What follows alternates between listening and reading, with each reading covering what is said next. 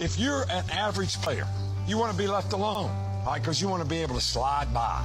If you're a good player, you want to be coached. If you're a great player, you want the coach to tell you the truth every day. Did I hustle on that play? Did I make the right read? Did I play the guy with the right leverage? You want to know every play, because you know why? They want to be perfect. Everybody here makes a choice to do one of those three things.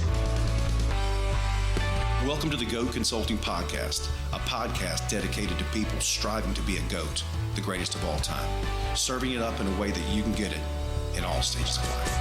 Hey, I'm Colby Jubinville, and welcome to another episode of the GOAT Consulting Podcast right here in studio at VC Productions in Nashville, Tennessee. We got a great show for you today. We're going to give you an abbreviated version. That'll work.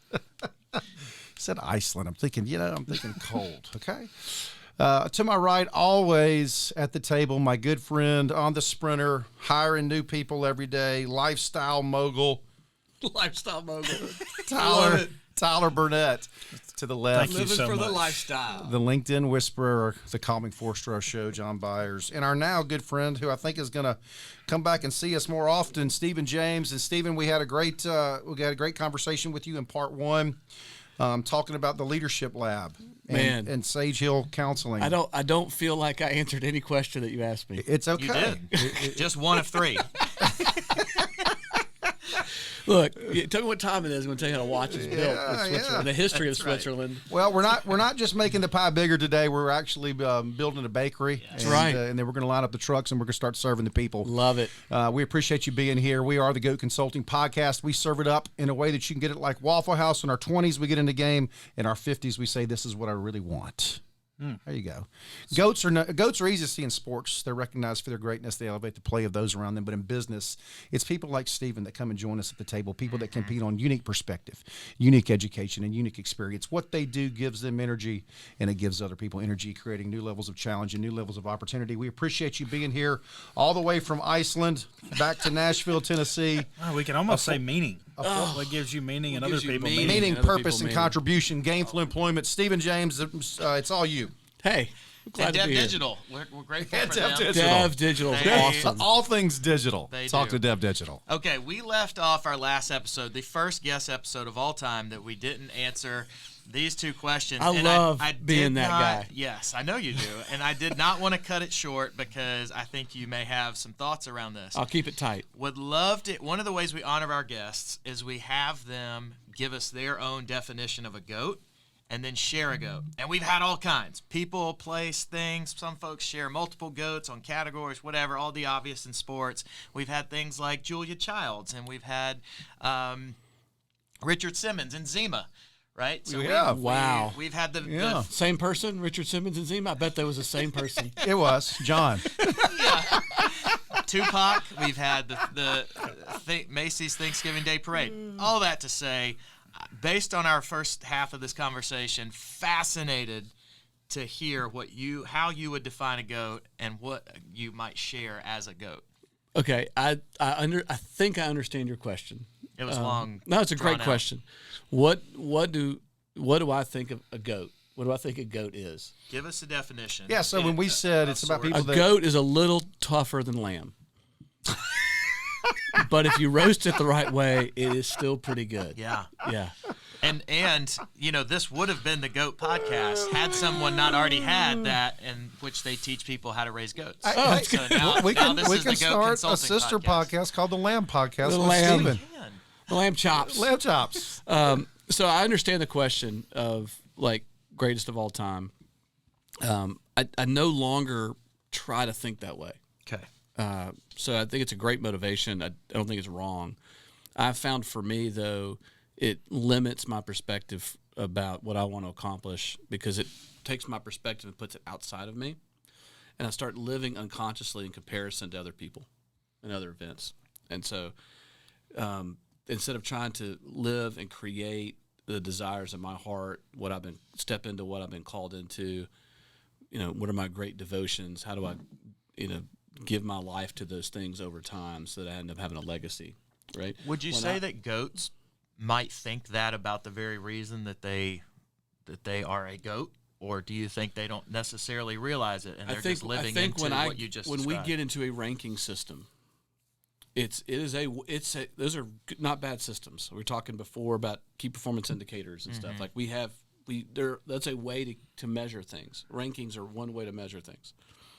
It's a very limiting way of measuring things because it puts me on a ladder with other people and other experiences. Instead of knowing what this experience is, this is some deep stuff, John. You sure? This is deep. Okay, so it's a whole other way of thinking, but it's modern thought asks the question: how does it work? What's it do? Right? Like, so that's a ranking system. It's mechanical. It's materialistic.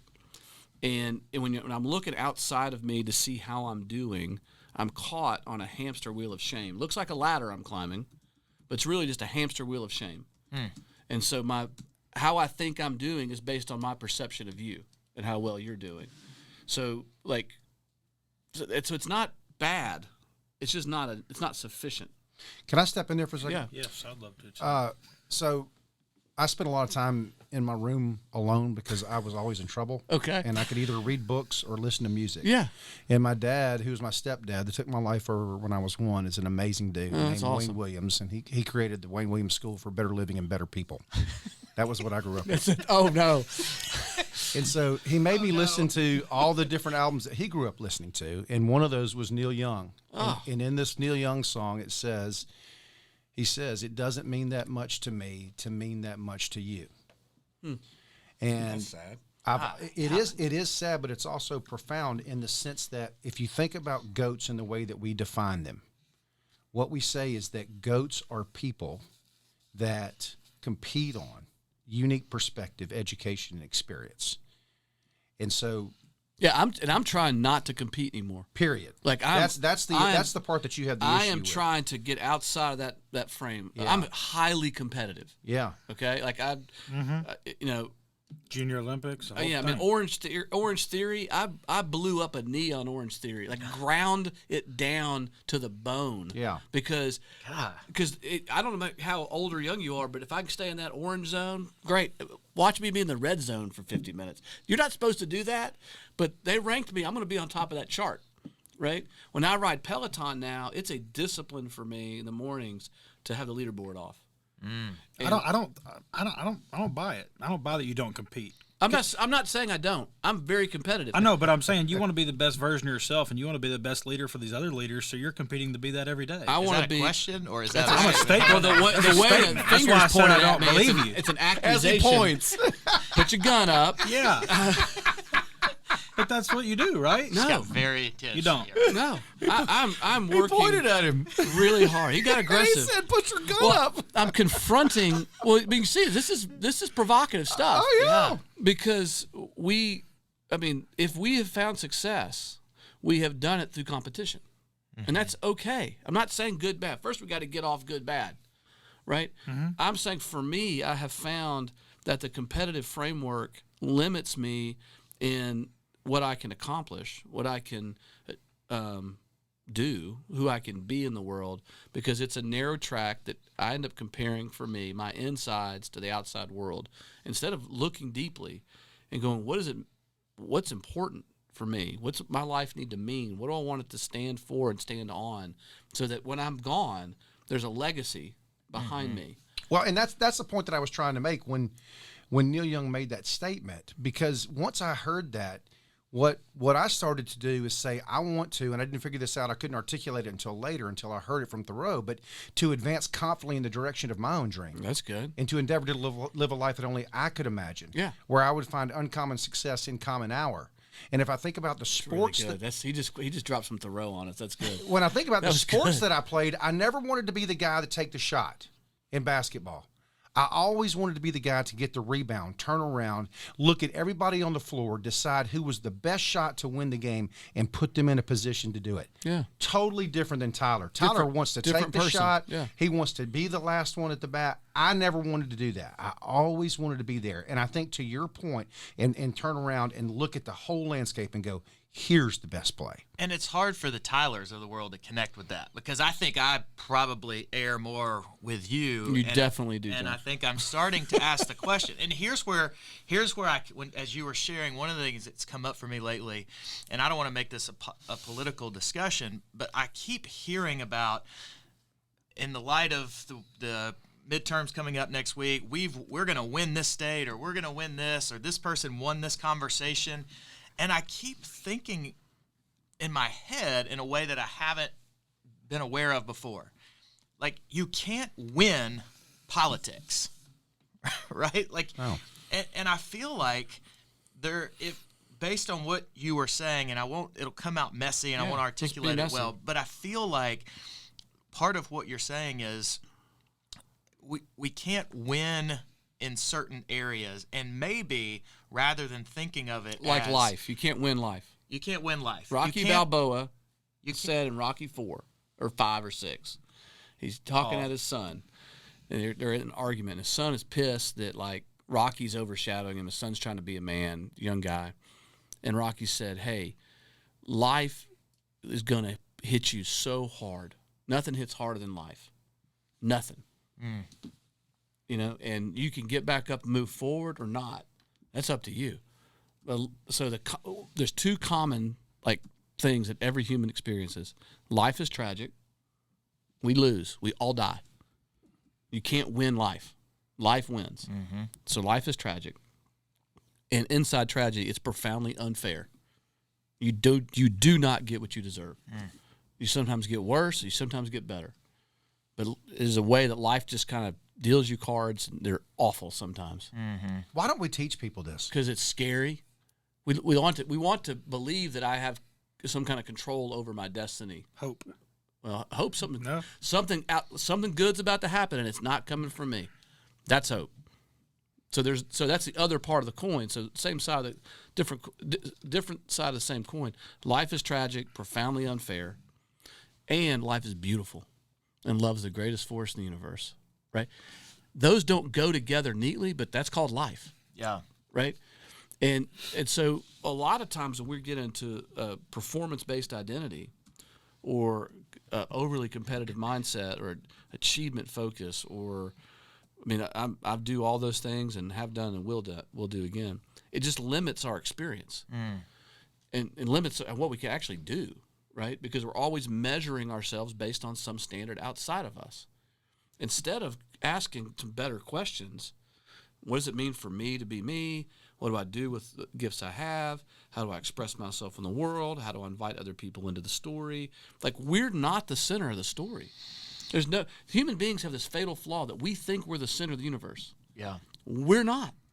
One of my kids thinks that. Well, Probably all of them. Well, if you have a teenager or a toddler, which they're developmentally the same thing. A 3 or 4 year old is the same thing both as a believe teenager. that. Yeah. They both think they're the center of the universe. Yeah. Right? And we have to outgrow that. You said just a second ago about asking better questions. I think one of the biggest things I have learned from you over the 9 years that we've known each other is how to ask better questions and to be more thoughtful around the questions that I ask. And it's still something when, recently in Leadership Lab, you heard me ask a question. You said, no.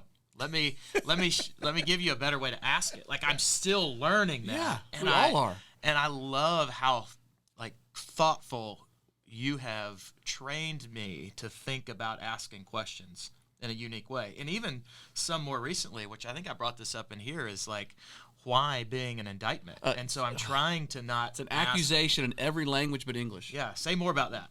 In every language except English, why is interpreted as an accusation, not a question. And so it intuitively puts, when you're in a conversation with somebody and you ask them, why did you do that? Or why is this? It forces them to stop having their thoughts and start creating in their brain a process of trying to answer what they think was going to satisfy your question. It's self-protection. Yeah, it puts a defensive posture. Yeah. So in I'm very much like that all the time. Yeah. Like if my wife attacks me, pow, and then I'm like, oh shit. yeah, I was a little aggressive there.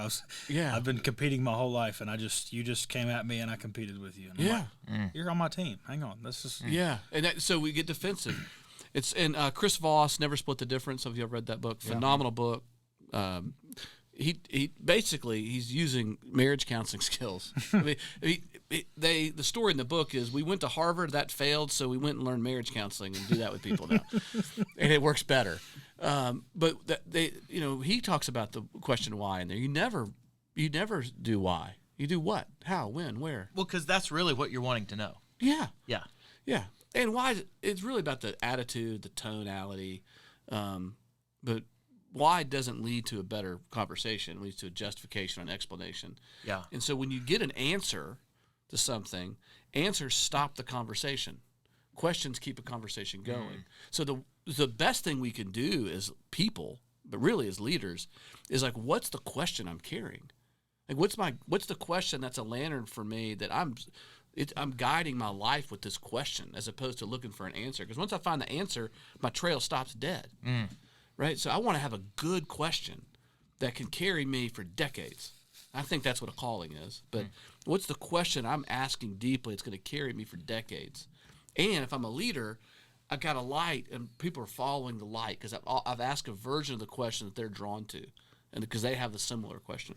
We could probably camp the rest of the time on that, but I like how you brought camping into Lantern. That was good. Yeah, it was very intentional. Very good. One of the things you said earlier is, and I've heard you talk about this recently as well, is you may have to poke holes in the quote, but I think this is how you said it. You said, my relationship with risk is different than most people. Yeah. Because my relationship with loss is different than most people. Some version of that? I think I said that in the car last night to you when you were driving. Yes. Yeah. I added the second part for the first time. I realized that when I was talking to you and Vanessa on the phone. So say that again. So I recognize my relationship with risk is different than most people. My risk tolerance is a lot higher. So joking with you earlier, like I'm the go, Heather's the woe. Right? I see what can be done. She sees how it's not going to work. It's when it functions, it's incredible. And I've learned to bring her my ideas that I think are like so clear and fully developed. And go, hey, how's this great idea not going to work? And she's like, let me tell you. That's what I do with my team. Yeah. And it's unbelievable the perspective you get. It's like, oh, it's a good perspective. My mom just said my frontal lobe was underdeveloped, which is why That's true too. Yeah. It's so I did the dumb. So, but I've learned because I have had to be reliant on myself in some good ways and some not good ways. I've looked to myself for my own answers. I've learned that, like, risk, if you can handle loss, you can handle risk. Right? If you understand that, like, you're going to lose, then you're playing a whole different game. Is some version of that, like, go to Vegas with a set amount that you don't care what happens to it? Is that kind of what you're saying? Okay, yeah, absolutely. That wouldn't be risk, though. Risk would be like, I'm betting on black. I'm putting it all. I was playing blackjack. I hate Vegas, by the way. Yeah. Vegas to me too. is Disgusting. the worst. Do it. It's Why would you everything ever go there? wrong with Western culture just rolls wrapped up down into one. into Vegas. Yeah. It's so heartless. Well done. So heartless. It is. It's disgusting. Now- I feel sad when I go it's there. lonely. Yeah. You smell like nicotine all the time. And it's just weird. But I was there a few months ago, and I stopped by. Well played. And I stopped by a casino. I do an act in a casino there.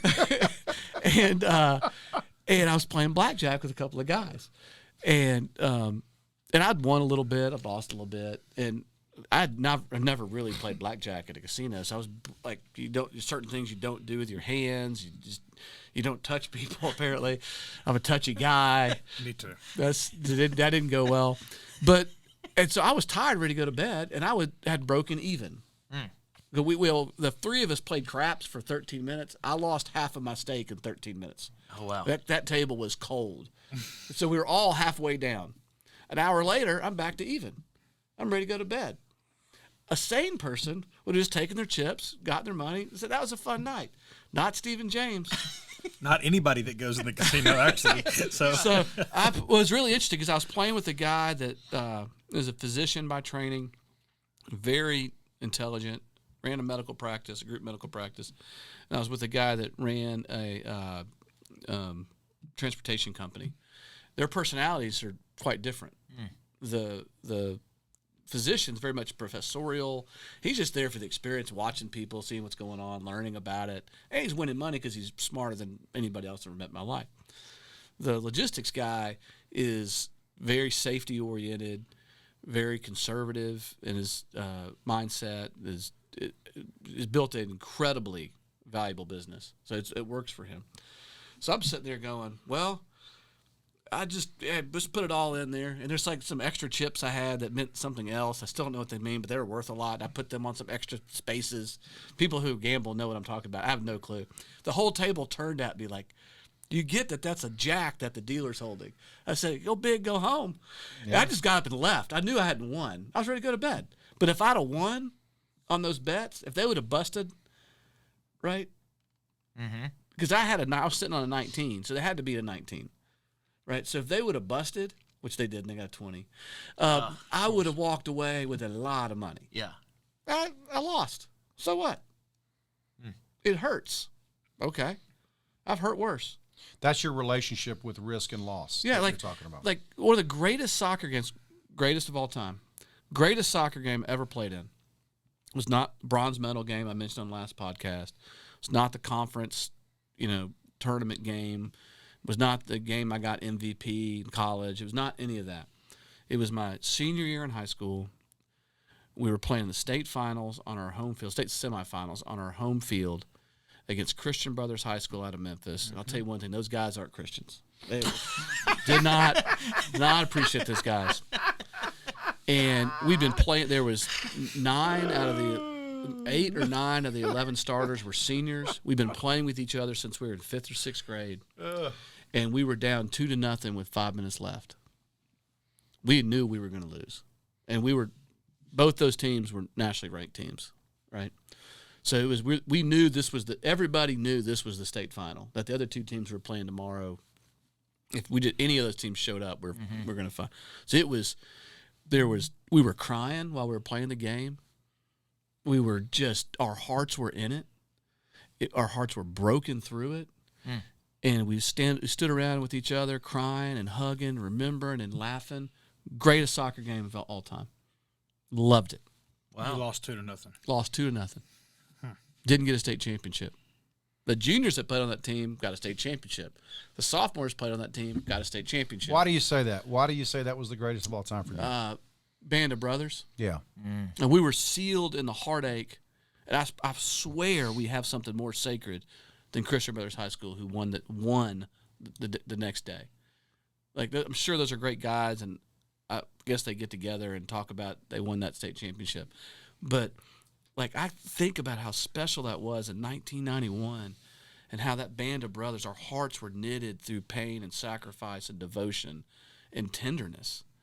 That's the greatest soccer match I've ever played in. We lost. Do you think this stuff chose you, or did you choose it? I don't know, man. That's a great question. I always wonder that with people that find themselves where you are. I know I've been working really hard to make the world a better place for a really long time. Yeah. Going way back to when I was a little kid. Yeah.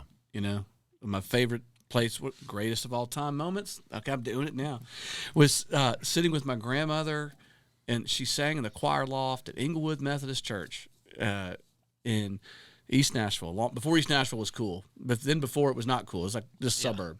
And we would drive across town from Donaldson. If you're not from Nashville, this means nothing to you. If you're from Nashville, you're finding out I'm like middle class of middle class. So we would drive from Donaldson to Inglewood, and my grandmother would let me sit in the church pew with her, like in the choir loft behind a pole. And she would sing, and she was a terrible singer, but I thought it was the most beautiful sound. And she was the head recovery nurse at Vanderbilt Hospital for 30 years. Oh, wow.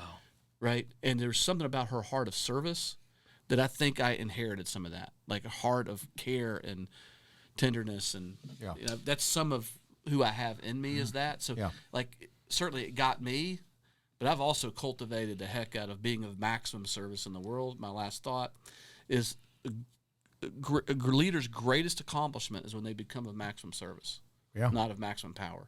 That they actually start empowering other people. Amen. Southwest Airlines has some core values. For everybody there, they got core values. You make management, you've got extra values. You make there's extra responsibility and expectation. Senior management has additional values. One of them is to give away power.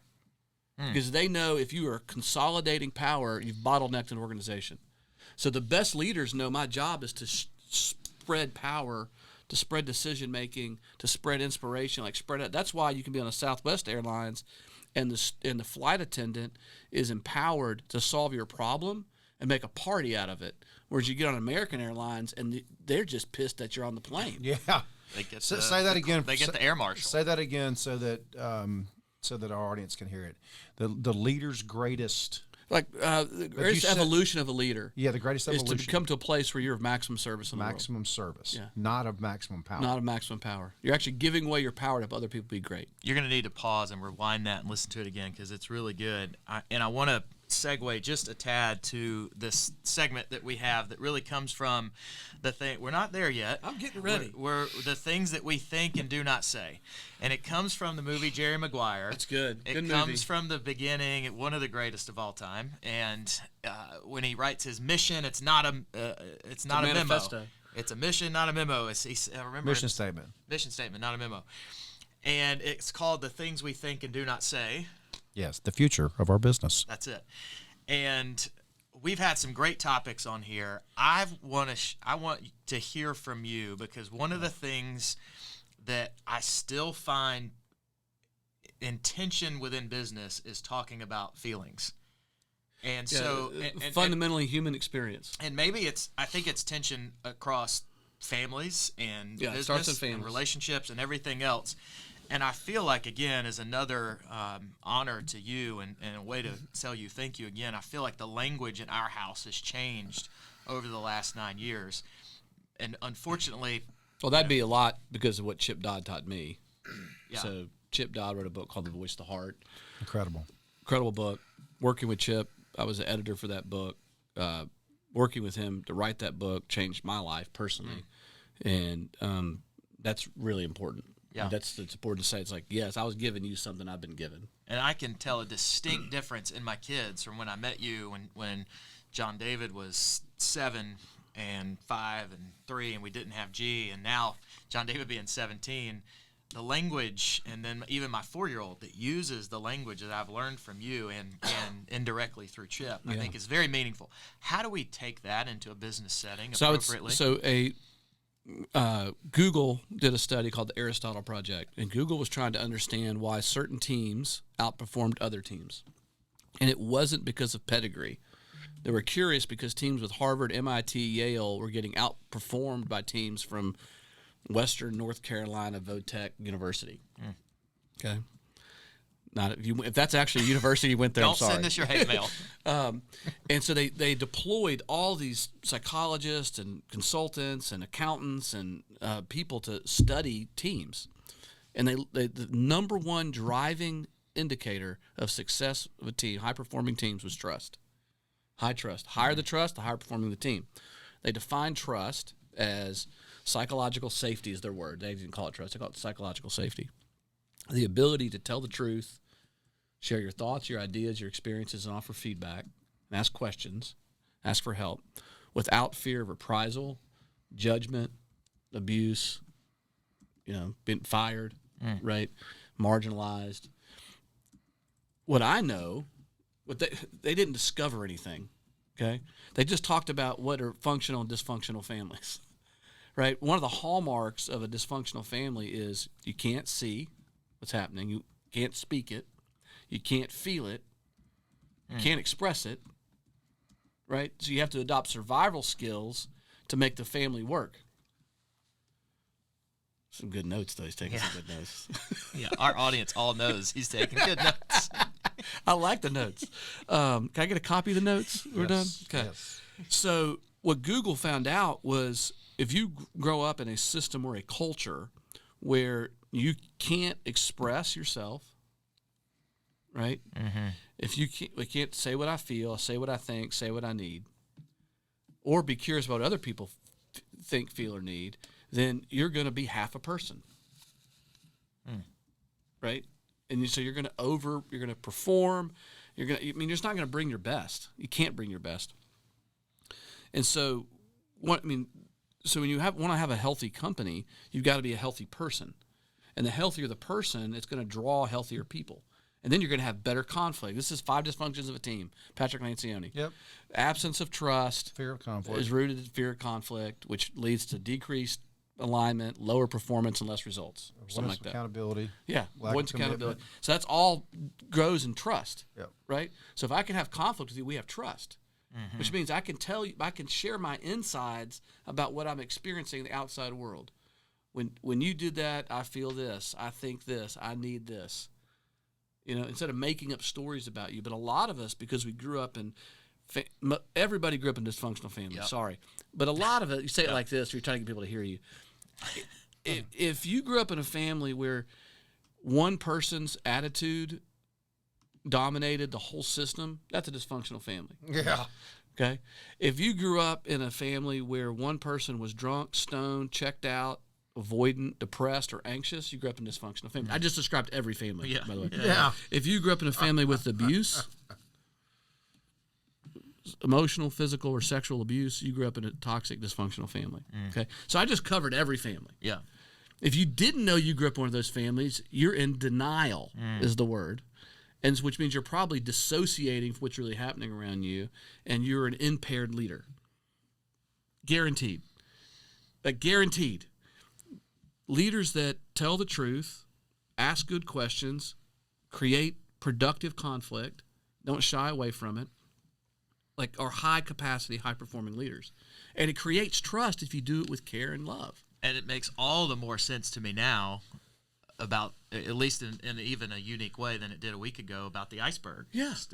The reason you do that exercise. Yeah. We an individual. Yeah. So in Leadership Lab and in our cohort work, your initiation to our leadership community is to do a leadership iceberg, where we don't really care about what's above the waterline as much as we care about who you are below the waterline. That's right. And so if you can't tell me that story, I can't trust you. If you can tell me that story, then I find out we're actually more the same than different. I've always said that what is the foundation of trust? If I have to trust you, you have to trust me. We have to trust each other. We have to trust the process. We say that stuff all the time, but nobody can tell you. Risk is the foundation of trust. I think the foundation of trust is safety. And safety. Yeah, I got a risk to find out you're safe. That's right. And I'm safe with you. That's right. That's good. I like that. Safety in business is, am I known? Am I heard? Am I valued? Am I important? Does my opinion matter? So here, listen, God, what you said is so good. Because how crazy it is to risk safety in a world that's tragic and unfair. Yeah. That's insane. Yeah. But if you don't, you'll end up alone. Right. Yeah. Right? Or even worse, like everybody else. Or you'll have a lot of policies. Yeah. If a company with a lot of rules and policies. Can you say that again? Risk. I don't know. Rewind the tape. Yeah. You'll be alone. You'll be alone. It seems crazy. It's how crazy to risk trust in a world that's full of heartache. It's an unsafe world. And if the foundation of trust is safety, which I think it is, then it's a risk to trust anything. Yeah. And most high-performing leaders, we've learned to only trust ourselves. Really. Yeah. We're super go-getters. We'll strap it on. We'll assign ourselves responsibility. Yeah. We'll take on extra. We'll keep pushing. And so that's it. That's good. That is good. We may need to have Stephen back in the future if he'll have us. Well, when he gets back from Vegas, let us know. I will actually be in Vegas tomorrow on the way to St. George, Utah. Just a quick stop in Vegas on the way to St. George, I actually Utah. did my research for the show and knew that. So well done. Thank you. Okay, before we land the plane, the last layer of Southwest the plane. Stephen James onion, we're going be to on ask you Southwest tomorrow. to pull out your songs. Okay, where do I go here? And how about go to and just type on repeat here. There we go. So, gosh, we would You're like for this you is so me. Beyonce. yeah, that's right. Share with us top Tito 5 Fuentes. songs Tito Fuentes. most Okay. listened to. Wildfire by Watch House, Okay. or Mandolin Orange is their old name. Watch House is their new name. Incredible song. All Around You, Sturgill Simpson. Ooh, Sturgill's good. Sleeping on the Blacktop, Coulter Waller. Guys, Awake My Soul, Mumford & Sons. And then we're back to Watch House, Belly of the Beast, and then more Sturgill, You Can Have the Crown. God, More Mumford and Sons. This is really good. I didn't know this is the stuff I've listened to the most. That's not true. There's a bunch of Drew Holcomb in here. Some Michael Bublé. I love Drew Holcomb. I do too. Drew's a good man. Good. His wife Ellie can sing. Gosh, she can sing. So yeah, that's Thanks my for that list. Any KC and KC? No, but I've and got Sunshine my Band? Casey and my JoJo? 20-year-old son listens to KC the Sunshine Band, so they're coming back apparently. If we were in a therapy session, I would say, so what does that say about you, those 5 songs? But I won't do that here. We'd say full of heart, tenderness, story, truth. Great crier. Great, not as good as John Biden. That's true. I don't think anyone is. I Thanks can't for believe being you. here. This was so That's good. man. Thank you.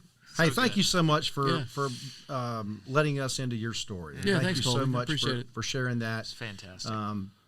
We're thankful Thanks, man. and appreciate the great work that you do. And John always has the coolest relationships with people that have unique perspective, education, Hey, experience. I got So one we're thankful question for that. real quick. Yeah. We won't go too crazy deep. Okay. I know you can, but so many times leaders, I don't know how to stay shallow. I've been I working know, on it. I know. So many times people say, "Well, I'm going to step back and stop working in the business and work on the business." Yeah, you do that. Would you say this that 5 days a leadership year? lab you're talking about? Yes. It's that. is more like, hey, like we have a dysfunction, we got a problem, like we're going to sit down and work on this. Yeah, I mean, well, certainly every week you should take 90 minutes and work on the business, not in it. You talking about strategy, or are you talking about? Tactics and tactics. Okay. Like what's happening this week? How do we keep, everybody do what they say you're going to do, accountability and tactics. Once a quarter, you need to take a whole day and work on the business. Once a year, you need to take a whole day and rekindle and realign your vision to your big vision. For most people, most organizations, we don't get to elevate ourselves. If you're in a giant company, you're a CEO, all you're doing is working on the business. Most of us, we get our hands down, we get our hands up, we pick our heads up, right? But we need days where we look up, we look around, we look up, pick our heads up, we look around, we look up for our inspiration, and we look out where we're going. But we can't do that much. You actually don't need that much. But you do need at least 5 days a year. An annual planning day, quarterly planning days, and then you need a weekly meeting where you're stopping and slowing everything down, reconnecting as a team, and and I think daily stand-up meetings are awesome too, but that rhythm of working on often for a lot of companies elevates you enough to work on the business, so you're working on the right things or in the right things. Cool. I love it. You're making the world a better place. I'm trying, man. I'm going to lose, but it's a good fight. It's a good fight. As you go out to Vegas, ride hard and don't die. We appreciate Thank you. you. We appreciate you being here. For Tyler Burnett, John Byers, Stephen James, and our good friend Mikey on the board. This is the Go Consulting Podcast. Boom.